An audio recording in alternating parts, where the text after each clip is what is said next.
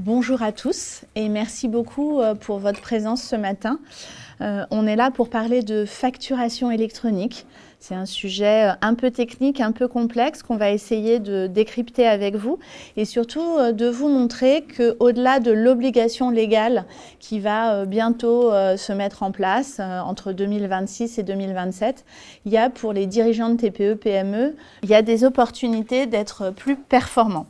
Alors cette conférence est organisée par Conto que vous connaissez probablement pour une grande partie d'entre vous. Conto qui se définit comme un compte professionnel 100% en ligne, mais c'est aussi une plateforme qui simplifie le quotidien des PME, des indépendants, des pros. Et ce sont aussi des outils de facturation, des outils de compta, de gestion des dépenses.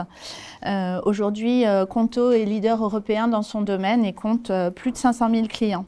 Conto, c'est aussi une plateforme communautaire qui réunit la communauté de la finance, une plateforme qui s'appelle FinPal, ouverte à tous les dirigeants, CEO et CFO, qu'ils soient d'ailleurs clients Conto ou non, et qui leur donne accès à des ressources gratuites, un forum thématique pour poser leurs questions, des invitations gratuites à des événements et également une façon de dialoguer avec ses pairs.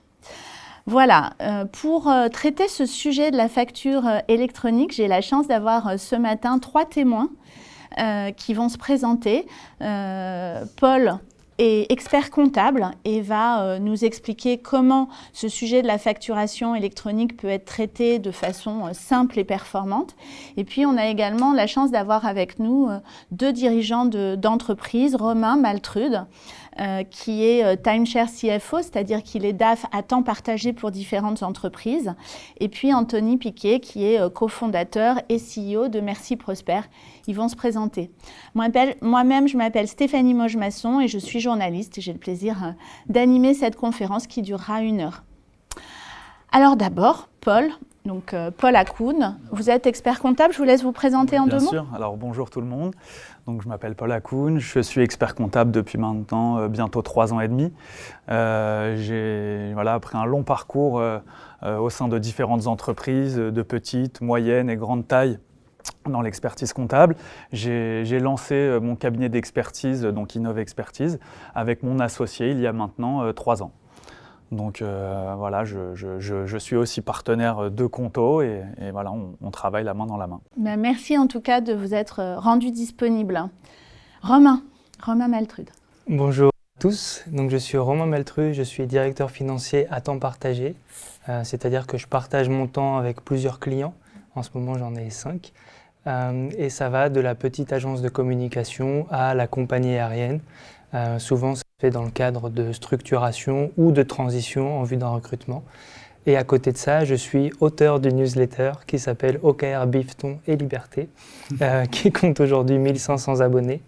Et je suis ravi d'être présent avec vous aujourd'hui. Bonjour à tous, donc moi je suis Anthony, un des fondateurs de Merci Prosper. Merci Prosper, l'objectif est de permettre à tous les seniors de bien vieillir libres et heureux. Et une fois qu'on a dit ça, il faut expliquer comment on fait. On part d'un constat, c'est que 70% des seniors sont propriétaires de leur résidence principale et pourtant 1 sur 2 a du mal à boucler les fins de mois. Et donc on leur permet de vendre une petite partie de leur résidence principale, 10, 15, 20%, pour dégager des liquidités et améliorer leur pouvoir d'achat ou financer leur projet de vie. On n'est pas du viager, le viager vous connaissez, avec une forme de pari sur la mort. Nous on s'est inspiré de ce qui existait à l'étranger pour importer la mobilisation partielle du patrimoine immobilier des seniors. Alors, on est là pour parler de facture électronique. Pourquoi on va parler ensemble de facture électronique? Vous pourrez bien sûr poser vos questions en fin de séance. C'est parce que la loi va changer entre 2026 et 2027. Les entreprises, y compris les TPE et les PME, devront avoir adopté la facture électronique. C'est une obligation légale qui va vous amener à changer pour certains vos habitudes, peut-être certains y sont déjà, mais c'est aussi une extraordinaire opportunité de gagner en productivité au sein de la finance, de réduire peut-être des erreurs de règlement, des erreurs de facturation et d'une façon générale de mieux gérer votre trésorerie. Donc, qu'est-ce qu'une facture électronique? Qui est concerné, qui ne l'est pas? Quel sera le calendrier de la réforme? Et derrière cette obligation, quelles sont les opportunités d'être plus performants? Eh bien, c'est ce qu'on va essayer de traiter ce matin avec nos 3 témoins. Alors, j'ai d'abord demandé à Paul de nous présenter un peu cette réforme, cette loi. Donc, Paul, je vous écoute. Qu'est-ce que dit cette loi? Alors, concrètement, la facturation électronique, c'est un enjeu, ça va toucher énormément d'enjeux différents et ça va nous permettre tant en matière de conformité que de transparence fiscale, d'améliorer l'efficacité des entreprises et de devenir de plus en plus compétitifs. À l'heure actuelle, pour l'instant, il y a vraiment une seule entreprise sur 10 qui pourrait nous décrire de manière correcte ce qu'est une facture électronique.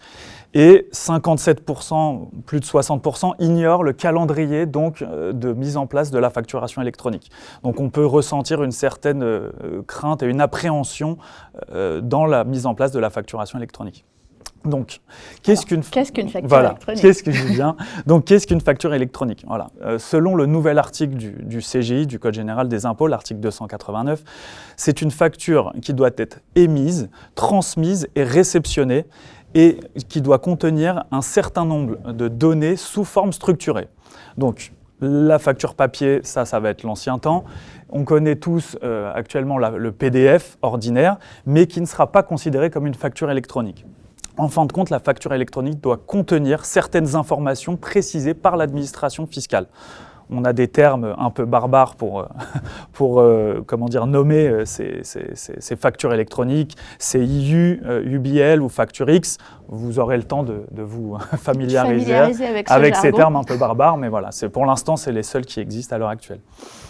Alors, plus concrètement, selon l'entreprise et les personnes qui vont être adaptées à ce contexte légal, on a 2 catégories. On a l'e-invoicing, donc qui correspond au processus de circulation contrôlée des factures, et l'e-reporting. Alors, l'e-invoicing, concrètement, c'est quoi? C'est le mode de transfert des factures électroniques, mais qui va toucher uniquement les entreprises en B2B.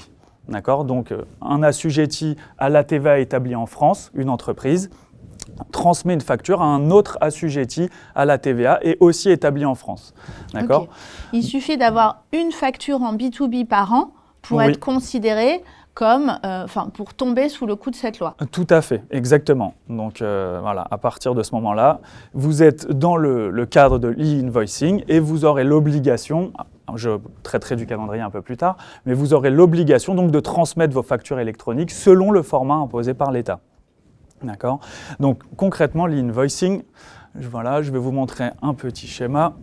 Donc, ce schéma qui paraît un peu complexe, en réalité, est très simple. Vous avez ici une entreprise A ou un fournisseur qui traite avec un client. À l'heure actuelle, on a un flux direct, l'envoi de la facture en général par email ou par les modes de communication classiques. À partir du moment où cela sera obligé, vous aurez différents acteurs qui vont permettre de transférer une facture électronique qui va passer par une plateforme de dématérialisation qui va transmettre en même temps cette donnée à l'administration fiscale. Donc vous aurez plusieurs éléments. Tout d'abord, la plateforme de dématérialisation partenaire. C'est par exemple comme Conto qui est devenu plateforme de dématérialisation partenaire. C'est une plateforme où il faudra déposer les factures électroniques. D'accord ? Vous pourrez le faire soit en direct, soit en passant par un opérateur de dématérialisation. En général, les opérateurs de dématérialisation, qu'est-ce que c'est ? Ce sont les logiciels de précomptabilité que l'on connaît, qui nous permettent de scanner et numériser les factures électroniques. Donc, quand vous allez envoyer une facture, vous passerez par votre logiciel comptable actuel ou de précomptabilité, qui transmettra la facture à une plateforme spécifique. Cette plateforme spécifique va la transmettre à la plateforme de l'État, la PPF, ce qu'on appelle portail public de facturation. Actuellement, peut-être certains d'entre vous connaissent, c'est Chorus Pro, c'est la DGFiP qui a mis en place cette plateforme. C'est le portail des marchés publics. C'est ça, le portail des marchés publics. Et donc, Chorus Pro et la PPF va transmettre à l'administration fiscale les données incluses dans votre facture pour ensuite les envoyer à la plateforme de votre client. Donc en fait, il va y avoir plusieurs intermédiaires qui vont intervenir et qui vont permettre le décodage des données et l'insertion des données pour arriver au point final qui est l'entreprise cliente. Voilà. Alors, l'objectif, on le sent bien, c'est de lutter contre la fraude. Tout à fait. Mais il y a également derrière un certain nombre d'opportunités pour les entreprises et on y reviendra. Qui est concerné? Vous avez dit toutes les entreprises dès lors qu'elles ont une activité en B2B. C'est ça. Quelle que soit leur taille, mais selon un calendrier qui diffère. Tout à fait. On va avoir un calendrier qui va différer en fonction de la taille de l'entreprise. Alors, pour citer 3 dates, on va avoir déjà tout d'abord le 1er janvier 2025, qui va être une date en fait de préparation. On va commencer à se sensibiliser, à former les équipes pour arriver au 1er septembre 2026.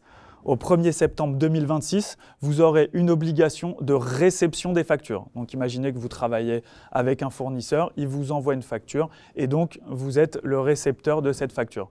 Donc ça, c'est 100% des entreprises. Voilà, ça va être 100% des entreprises à partir du 1er septembre 2026. Et en ce qui concerne l'émission des factures, donc quand vous allez envoyer et transmettre vos factures via les plateformes, cette fois-ci, le 1er septembre 2026, cela va concerner uniquement les grandes entreprises et les ETI. Pour arriver finalement au 1er septembre 2027, où là, toutes les entreprises seront concernées. Donc cela veut dire qu'au 1er septembre 2027, toutes les entreprises auront dû choisir une plateforme de dématérialisation qui leur permettra d'émettre et de recevoir leurs factures. Ok, c'est très clair. Alors, Romain, Anthony, chez vous, vous êtes, j'imagine, en train de préparer ou de réfléchir à cette réforme. Où en êtes-vous et comment ça se passe? J'en parlais avec Paul justement, moi j'ai hâte que ça arrive.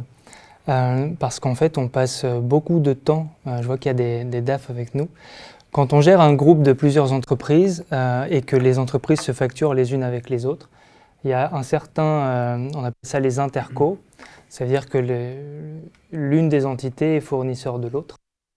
Et en fait, aujourd'hui, ce qu'on fait, c'est qu'on s'envoie les factures par email, par WhatsApp, et il peut arriver qu'elles se perdent. Et en fait, tout l'enjeu justement de la dématérialisation des factures, c'est que tout ça soit automatisé et juste en temps réel. Donc évidemment, on se prépare à ça. Il y a un certain nombre d'outils qui ont déjà la certification, ou en tout cas qui sont en lice pour l'obtenir. Cette liste est disponible sur le site des impôts. Donc on se prépare en choisissant les bons outils, en implémentant les outils qui sont certifiés pour la facturation électronique. Chez Merci Prosper, vous êtes une jeune entreprise, donc peut-être que dès la création, vous avez pris en compte cette contrainte. Comment ça se passe? Alors nous, je vous parlais de nos cibles tout à l'heure et nos clients sont des seniors, donc des particuliers. Et donc on s'est dit, cool, on n'est pas soumis à cette obligation de facture électronique. En réalité, il y a 2 obligations dans la facture électronique, il y a la facture et le reporting. Et donc on est concerné par la partie reporting. Et en réalité, on est même beaucoup plus concerné que ça parce qu'on a 2 entités. On a une entité qui va faire de la transaction, pour faire court, et on a une entité qui est une foncière qui va aller chercher des investisseurs pour investir dans les biens des seniors. Et donc, ces 2 entités internes, elles vont se facturer. Et donc, on est bel et bien concerné par cette obligation de facture électronique, ne serait-ce que pour nos entités internes. Et donc, on s'est dit, comme on s'est créé il n'y a pas très longtemps, autant être compliant dès le début, ça nous évitera de faire un passage et de faire un changement. Et donc on s'est dit, on va s'appuyer sur des outils qui maîtrisent déjà le sujet à venir, pour être sûr qu'au moment où ça passe, on soit déjà prêt et qu'il n'y ait pas de temps à passer sur ces sujets. Quand on est une start-up, on n'a pas trop envie de perdre de temps. Et donc ce qu'on a fait, c'est qu'on a généré toute notre facture en automatique sur Conto. Donc l'avantage, c'est que Conto étant prestataire validé, ça nous fera gagner du temps, on n'aura pas besoin de changer de prestataire. Et donc toute notre facturation, que ce soit pour des particuliers ou notre facturation interne, est gérée sur Conto. Donc ça va nous faire gagner du temps au moment du passage. D'accord. Alors tout à l'heure, Paul, vous disiez que ça va permettre de gagner du temps, de réduire les erreurs. Mais il y a vraiment des erreurs de facturation. Romain, vous avez aussi un certain nombre de clients face à vous qui ont probablement des organisations financières très différentes. Il y a vraiment une réduction des erreurs à la clé, un gain de temps. Est-ce que vous pouvez nous parler un peu des bénéfices induits? Bien sûr. Ouais, des exemples, en fait, il y en a beaucoup. J'ai encore des clients qui font leurs factures dans Word. Je ne sais pas si ça t'arrive aussi. Si, Et en fait, une erreur commune, c'est que les numéros de factures qui sont censés se suivre ne se suivent pas. Et donc, quand il y a un contrôle fiscal, le contrôleur demande « mais où sont les factures qui manquent ?» En fait, elles n'existent pas, elles n'ont jamais existé. Donc, il y a déjà ce premier sujet qui serait taclé par la facturation électronique. On a mis en place effectivement des outils comme Conto qui permettent d'éditer des PDF. On s'envoie donc des PDF et ces outils disposent de ce qu'on appelle un OCR. Donc en fait, elles reconnaissent les factures que vous leur envoyez en tant que de factures fournisseurs. Mais il peut quand même y avoir des erreurs dans le sens où on ne reconnaît pas bien le fournisseur, ce n'est pas le bon montant, ou alors la même facture est enregistrée 2 fois. Tout ça, c'est des erreurs en fait, qui impliquent de vérifier constamment. Et avec la facturation électronique, ces sujets ne devraient plus arriver. Exactement. Et Paul, c'est votre rôle d'expert comptable qui est en train d'évoluer, j'imagine ? Totalement, puisqu'on va mettre de côté la boîte à chaussures avec la pile de factures papier. On va pouvoir justement utiliser un seul mode, un canal de communication digital et transmettre les factures directement. Donc en réalité, on va permettre aussi de parer aux oublis. Il y a des clients qui omettent de nous transmettre des factures ou alors qui nous les transmettent plusieurs fois. Donc déjà, le fait d'avoir cette facturation électronique et ce lien entre les clients, les fournisseurs automatiques, cela va permettre de supprimer cette anomalie.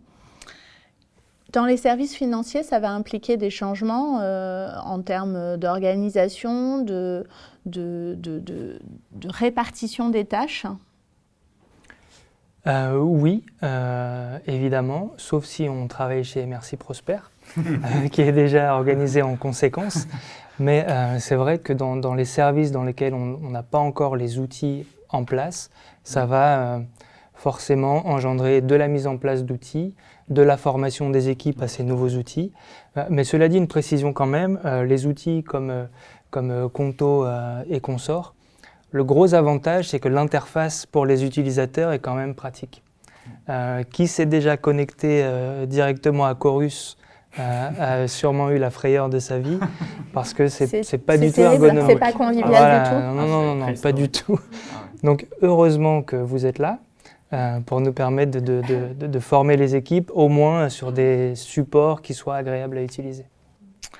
Quand on a préparé cette conférence, on a aussi un peu parlé au-delà du temps administratif, de la réduction des risques d'erreur, d'aide dans finalement la gestion du recouvrement, la gestion de la trésorerie. Est-ce que vous pouvez nous en parler ? Oui, quelques mots. Avant Merci Prosper, je travaillais en B2B et notamment sur les sujets d'expérience financière client et d'optimisation du poste client. Il y a quelques années, j'ai fait mon mémoire sur ce sujet et le vrai sujet, c'est je facture bien et j'encaisse bien. Et donc, en réalité, si on réduit les risques du début à bien faire sa facture, qu'elle ne soit pas contestée, le classique de « j'ai pas reçu ma facture ». Donc, en termes de cash, c'est juste obligatoire de bien savoir facturer et de bien envoyer. Et donc, c'est une vraie opportunité pour gagner, 1, du temps, on en parlait, 2, en sécurisation de l'info qu'on envoie, mais aussi en termes de cash. Et donc, de cette contrainte en faire une opportunité, c'est quand même le bon plan des mois à venir sur ce sujet de facturation. Oui, pour rebondir sur ce que tu dis, quand on travaille avec des grands groupes, il y a souvent aussi cet argument de en fait, la facture n'est pas conforme, il manque telle information, et en fait, ça fait traîner comme ça la facturation pendant parfois plusieurs mois. Et avec la facturation électronique, ce sera tout le monde le même format, donc il n'y aura plus ces sujets. Et évidemment, plus la facture est émise rapidement, reçue rapidement par le client, plus il est censé la payer rapidement.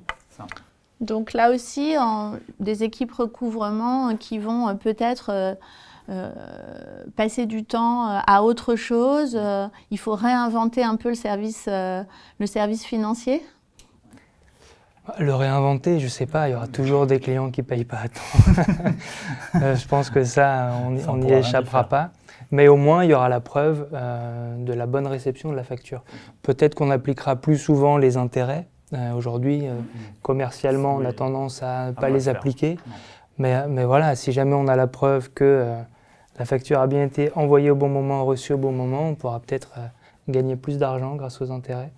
C'est un énorme sujet, hein, les délais de paiement en France. Je crois que c'est une des causes majeures de défaillance des jeunes entreprises. Est-ce que vous pensez que ça aura réellement un impact ? Ah oui, oui. Ah, j'en suis convaincu. Parce qu'en réalité, on va déjà économiser un gain de temps sur l'envoi, sur la transmission. Tout ça va se faire automatiquement et on va vraiment diminuer les délais de paiement, puisqu'on va économiser un gain de temps d'un côté. Au moins, on pourra se concentrer sur l'activité. De mon côté, je suis un peu plus mitigé. On va gagner du temps, effectivement. Maintenant, il y a toujours des mauvais payeurs. Ouais. Et elles existeront toujours. Donc, En fait, il y a deux types de paiements tardifs. Il y a le paiement issu d'une erreur. Et là, effectivement, il y aura une vraie réduction des erreurs. Et puis, il y a le mauvais payeur, celui qui est en difficulté ou carrément malhonnête. Et lui, il continuera tout à fait. à faire jouer la montre. Exactement. Alors, on a bien compris ce que dit la loi, on a bien compris les bénéfices induits de cette obligation légale. Maintenant, comment réussir sa transition vers la facture électronique ? Est-ce que vous pouvez nous donner, et je vais peut-être commencer par vous, Paul, vos conseils pour réussir cette transition, puisqu'on a devant nous 2 années ? Alors déjà, évidemment, vous pouvez vous appuyer sur votre expert comptable. Je ne dis pas ça parce que j'en suis un, mais rien à voir. Voilà. Mais vous pourrez tout d'abord mandater votre expert comptable pour qu'il dépose lui-même les factures électroniques sur les différentes plateformes, que ce soit en émission ou en réception. Ça vous permettra de vous décharger d'une tâche peut-être un peu embêtante et au moins vous pourrez vous focaliser sur votre cœur de métier. Tout d'abord, et ensuite, il faudra utiliser en fait les logiciels que vous possédez déjà. Ça ne sert à rien de tout changer forcément si vous avez déjà des logiciels et des softwares qui marchent et qui fonctionnent bien. Donc, utilisez vos assets qui sont dans votre entreprise plutôt que forcément aller en chercher plein d'autres. Ça va vous permettre déjà d'économiser du temps et d'appréhender les choses de manière plus calme et sereine. Mais est-ce que mes outils sont forcément agréés ? Alors, pas forcément. Il y en a qui sont agréés, comme Conto, et au fur et à mesure, je pense que les logiciels et les softwares vont essayer de tous s'agréer, mais ce n'est pas encore le cas. Et la liste, pour l'instant, est assez courte. Donc, pour certaines entreprises, il peut y avoir nécessité de changer d'outil. Tout à fait, bien évidemment. Comment faire ce fameux choix entre Chorus Pro, la plateforme de l'État, et un PDP. Un PDP, donc PDP, rappelez-nous. Alors, c'est une plateforme de dématérialisation partenaire. De dématérialisation partenaire. Donc, comment faire ce choix ? C'est assez simple en réalité. Déjà, Chorus Pro, c'est quelque chose qui a été fait par l'État, c'est gratuit et c'est assez sommaire. Ça ne va peut-être pas correspondre à toutes les entreprises, surtout les entreprises qui ont un gros volume. Maintenant, il faut savoir que les PDP vont être certainement payants. Donc déjà, il va y avoir un facteur coût qui va rentrer en jeu et qui va certainement peser dans la décision des chefs d'entreprise. Mais coût tout court versus coût humain, parce que si j'y passe un temps infini, c'est un coût aussi. Effectivement, ça va être encore la décision du chef d'entreprise qui va permettre de passer, de franchir le cap et d'aller vers des softwares qui vont vraiment lui permettre un gain de temps, plutôt que d'aller sur Chorus Pro, une plateforme qui est assez précaire et sommaire. Et lorsque vous dites un gros volume de factures, est-ce que vous pouvez nous donner une quantité au-delà de laquelle on ne se pose même pas la question et on va vers un PDP? Alors, personnellement, je pense qu'à partir de 200 ou 500 factures envoyées et mises par mois, je pense qu'on peut se diriger vers un PDP. Chorus Pro, ça va être assez restrictif, parfois même ça peut être rempli à la main, donc c'est vraiment pour les très petites entreprises, je pense, à mon sens. Ok. Romain, vous qui avez plein d'entreprises de taille et d'horizons différents devant vous. Moi, c'est vrai que je serais plutôt partisan d'implémenter un PDP quoi qu'il arrive. D'accord. Parce qu'au-delà de l'aspect de la facturation, qu'on peut effectivement faire dans Chorus, il y a tout un tas d'autres sujets de type rapprochement bancaire, par exemple. Le rapprochement bancaire, c'est de relier chaque ligne de son compte bancaire à une facture client ou fournisseur, et donc s'assurer qu'on a bien été payé en intégralité et qu'on a bien payé nos fournisseurs. Et ça, on ne pourra pas le faire dans Chorus. Donc en fait, de toute façon, moi je serai toujours partisan d'implémenter un bon outil donc, qui est compliant. On a la liste des outils qui le sont sur le site des impôts, donc ça peut être déjà un premier critère. Deuxième critère, ce seraient les fonctionnalités dont on a besoin, notamment la facturation évidemment, mais aussi la comptabilité fournisseur, le rapprochement bancaire. Plusieurs outils permettent de connecter des comptes bancaires directement à l'outil. Voilà, ça évite de faire des exports à la main, de les importer ensuite. Donc tout ça, c'est encore du gain de temps. Et puis évidemment, la question du prix est à prendre en considération aussi. Donc c'est maintenant, là, les entreprises sont en train déjà de décrypter la loi, de comprendre ce qu'il y a dedans et puis de regarder la conformité de leurs outils. Enfin, elles en sont où actuellement ? Je pense que elles en sont un peu. Ouais, pour l'instant, je pense qu'elles en entendent parler un peu à droite à gauche sur Internet, mais je pense qu'elles vont vraiment s'y mettre à partir de 2025 pour anticiper les choses, pour faire des audits internes, pour former les équipes et pour arriver au 1er septembre 2026 à être assez efficient.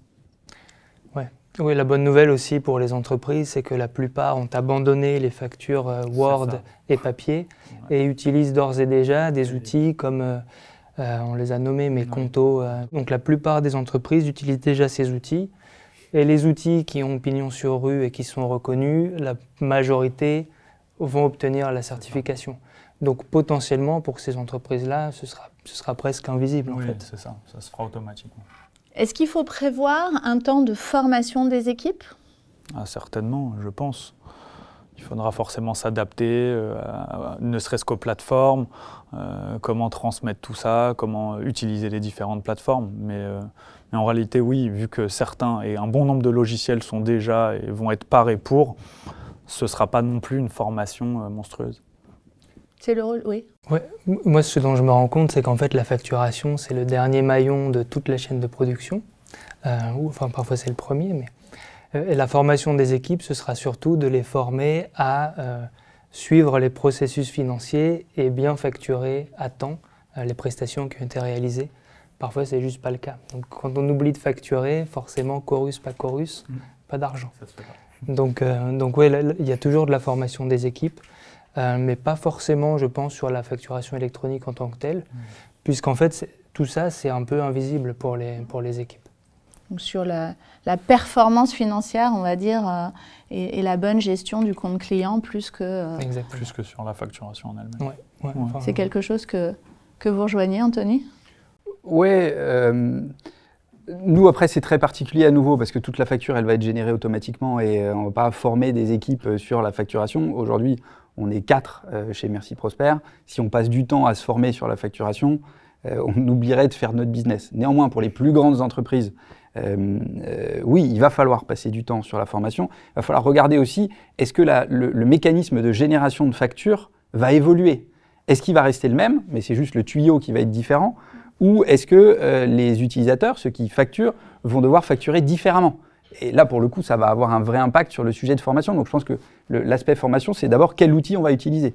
Est-ce que son propre outil va être adapté, va être compliant, va être validé partenaire de l'État ou pas ? Est-ce qu'il y a un changement ? Et tout ça va déterminer si oui ou non on doit suivre des formations et mobiliser les équipes. Une chose est sûre, c'est que pour le sujet du cash, les équipes ont toujours besoin d'être formées.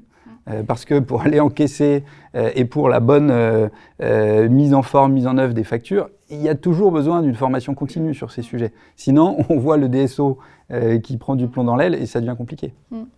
Donc c'est là aussi une opportunité finalement de faire réadopter de bonnes pratiques en matière de cash management, de gestion de la trésorerie, de recouvrement, peut-être moins de recouvrement, un recouvrement plus opérationnel. Qu'est-ce que vous en pensez ?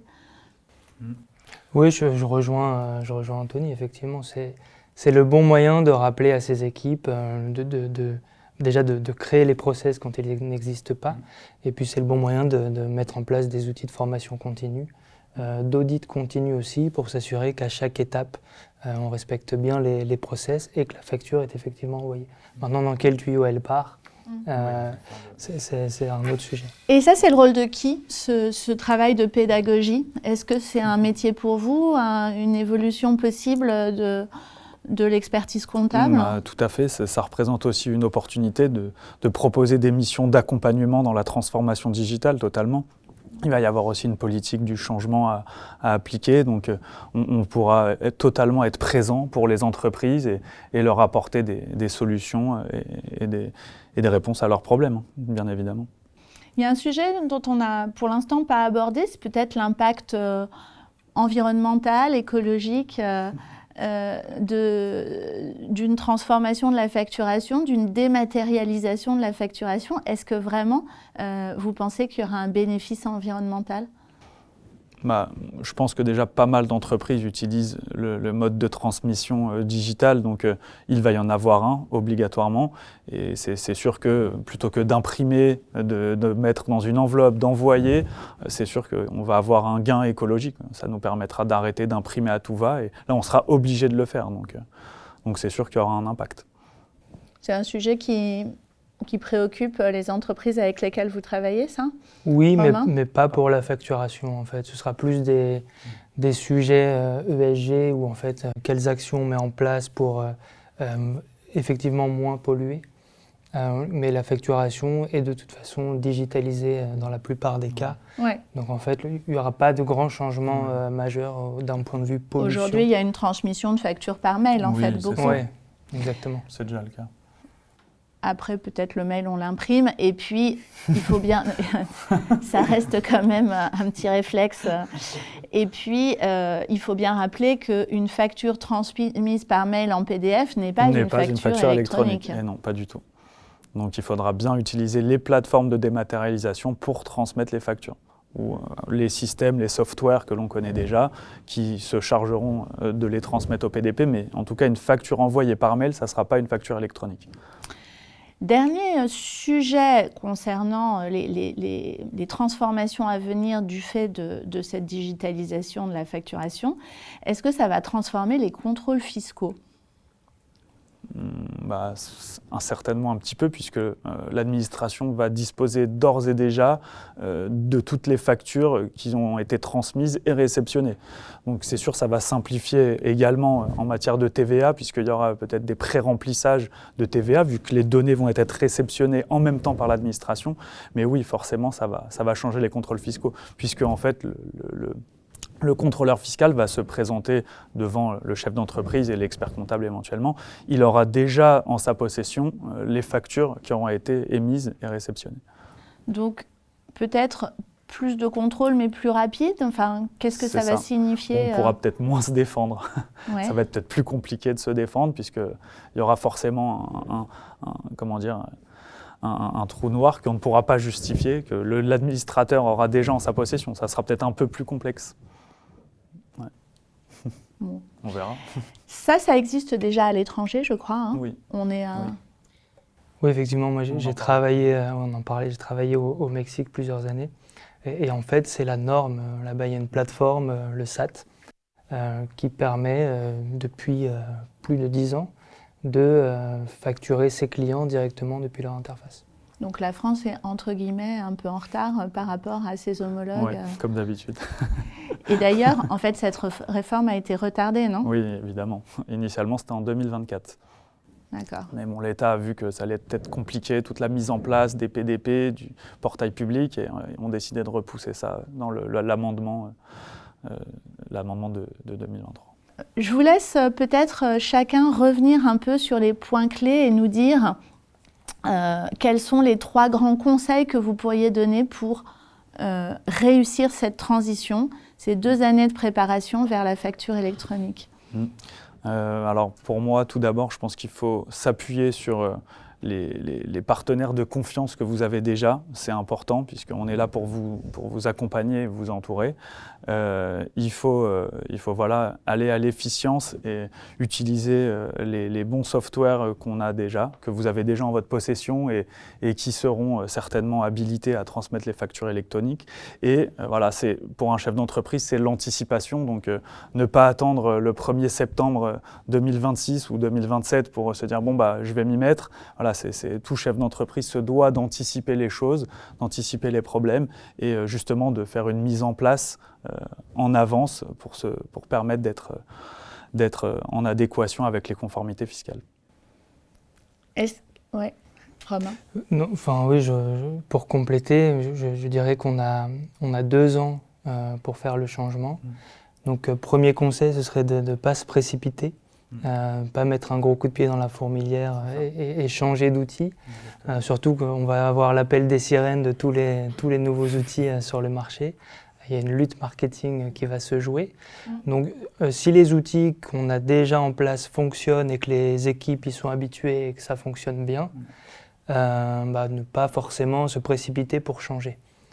Changer si vraiment le logiciel qu'on utilise n'est pas conforme ou s'il ne répond pas entièrement à la problématique au-delà de la facturation, mais peut-être de la pré-comptabilité des factures fournisseurs ou du rapprochement bancaire ou de ce genre de sujet. Mais quoi qu'il en soit, ne pas se précipiter. Et si mon outil n'est pas conforme, mais que mon prestataire m'assure qu'il va le devenir, parce qu'il va y avoir un certain nombre d'homologations qui vont se faire dans le temps, j'imagine. Oui. C'est une très bonne question. Je vous remercie de l'avoir posée. Oui. Du coup, il n'y a pas vraiment de réponse toute faite. Si son partenaire est quand même un logiciel qui a des milliers d'utilisateurs et une équipe produit dédiée, à la rigueur, pourquoi ne pas lui faire confiance? Peut-être en s'imposant un délai, en se disant, bon bah voilà, si 6 mois avant le passage obligé, on n'est pas prêt, je switch. En fait, il faudrait se laisser un temps de changement incompressible, parce qu'en fait, implémenter un nouvel outil, ça prend forcément du temps. Et au préalable, s'assurer que cet outil en question permet d'extraire un FEC, un fichier d'écriture comptable, parce que si c'est le cas, ça facilite quand même le changement d'outil. Si jamais ce n'est pas le cas, qu'il n'y a pas de FEC disponible et qu'en plus on n'est pas encore certifié, moi je changerai tout de suite. Anthony, sur les moi, peut-être pour terminer sur deux petits conseils assez basiques en réalité. Je te rejoins, il ne faut pas se précipiter. Néanmoins, moi je pense qu'il faut anticiper.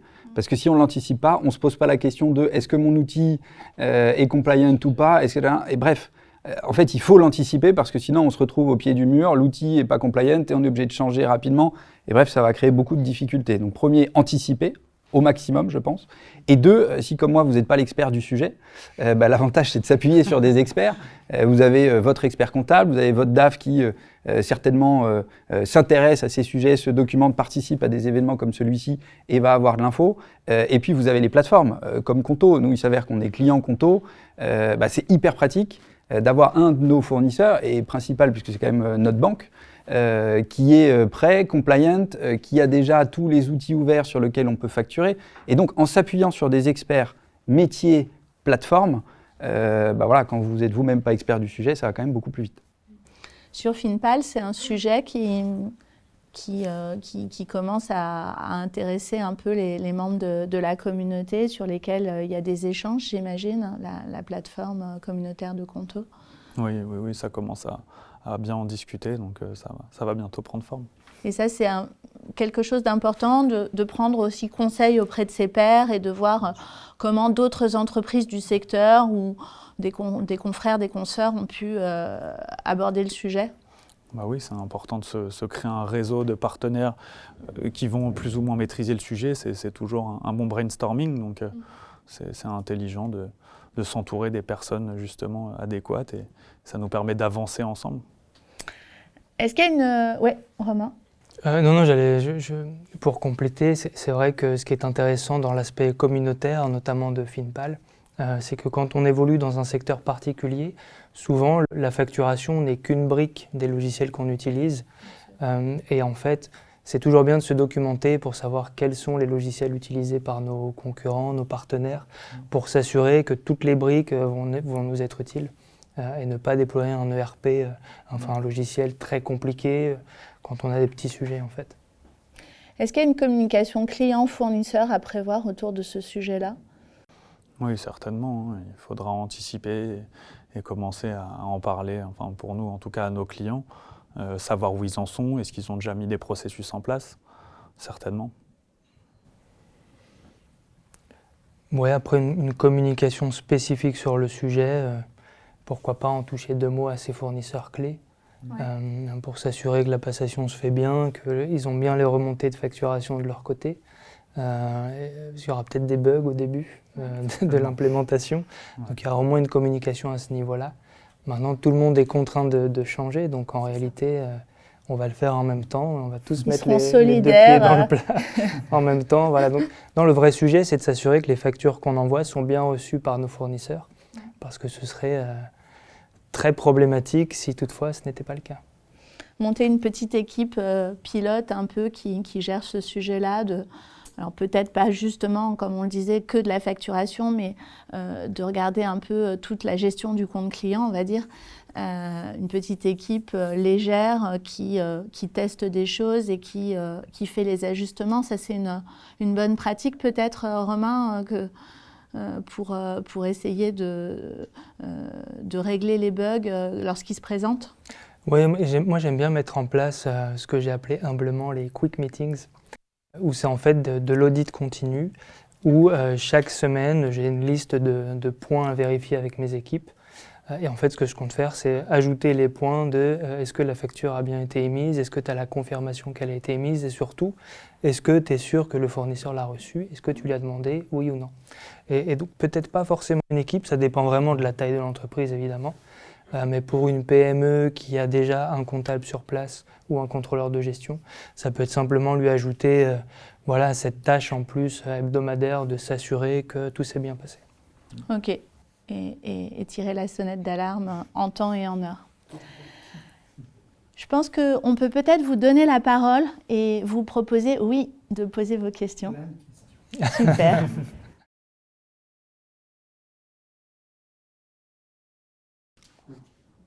C'est possible. C'est possible, il y aura ce qu'on appelle les opérateurs de dématérialisation. En fait, ils pourront, sans passer par un PDP, envoyer et transmettre les données à Chorus Pro.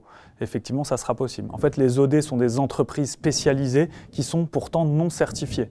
Donc, elles coûteront peut-être un peu moins cher que les PDP, mais elles auront la possibilité de transmettre les factures électroniques. Elles vous permettront de les numériser, de vérifier la mise en conformité et de les transmettre à Chorus Pro, puisque Chorus Pro fera aussi une mise en conformité de son côté.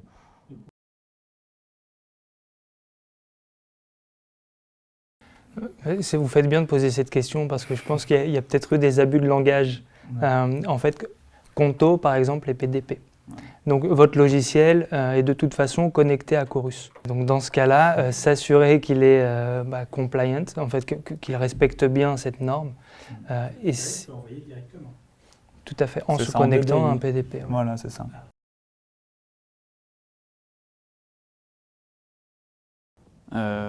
Concrètement. Donc la question c'est pourquoi se connecter à un PDP? Ne peut-on pas communiquer directement avec la plateforme Chorus Pro? C'est ça, hein?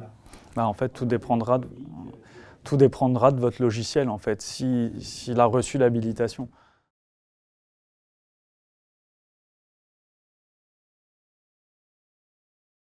On l'envoie des deux côtés. Oui, je vois ce que vous voulez dire, effectivement. Alors normalement, l'État et la DGFiP va mettre en place justement des statuts d'envoi, réception, mise en conformité où vous pourrez checker en fait que la facture ou l'ensemble des factures que vous aurez déposées sont bien réceptionnées, sont bien valides. Mais effectivement, pour les plus craintifs d'entre vous, il y en a peut-être qui vont envoyer de l'autre côté en PDF au cas où ça ne fonctionne pas pour aller plus vite. Et après, ça, on pourra, seul l'avenir nous le dira. Ouais, pour l'instant, c'est trop... Mais au-delà, question très opérationnelle, mais au-delà de l'envoi de la facture, il y a bien un moment où on communique avec ses clients et on peut quand même lui demander par mail, tu as bien compris qu'on avait changé et qu'on était à la facture électronique, est-ce que maintenant c'est bon pour toi ou pas? S'il dit oui, c'est bon et qu'il confirme, on peut une ou deux fois peut-être envoyer la copie en PDF, mais une fois que le client a confirmé qu'il savait réceptionner des factures électroniques, on peut considérer que c'est bon. Et donc voilà, il y a vraiment ce côté, je pense qu'il faut aussi humaniser l'envoi de la facture. C'est une opportunité de faire un peu de relation client. d'échanger avec son client et de sortir de la relation purement comptable, financière et juste digitale. Ok, t'en es où? Et puis c'est aussi l'occasion d'améliorer ses liens avec ses clients et ses fournisseurs. Donc,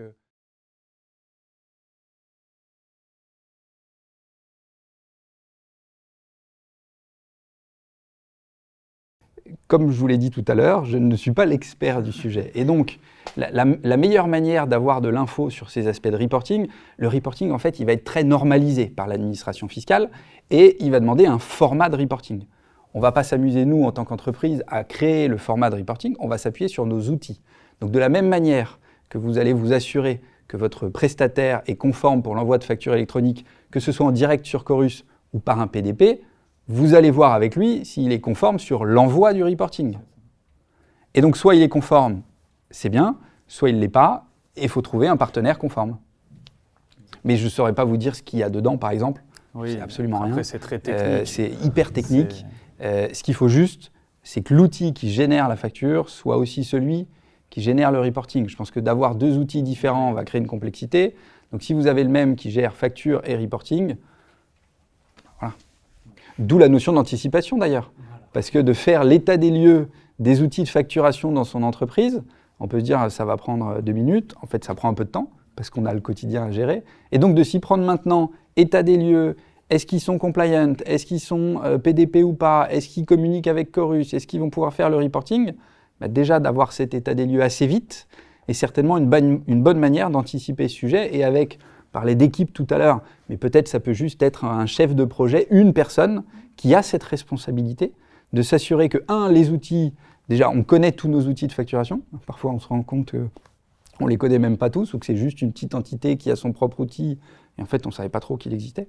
Donc bien avoir l'état des lieux et peut-être une personne responsable du sujet pour être sûr d'avoir cet ownership du sujet. Et puis enfin, pour clarifier, je pense qu'il faut faire une distinction entre le e-reporting qui est imposé et le reporting traditionnel, opérationnel, avec vos indicateurs à vous. Bon, merci à tous et puis merci à vous trois de votre disponibilité, de votre expertise et de vos éclairages. Merci beaucoup. Merci.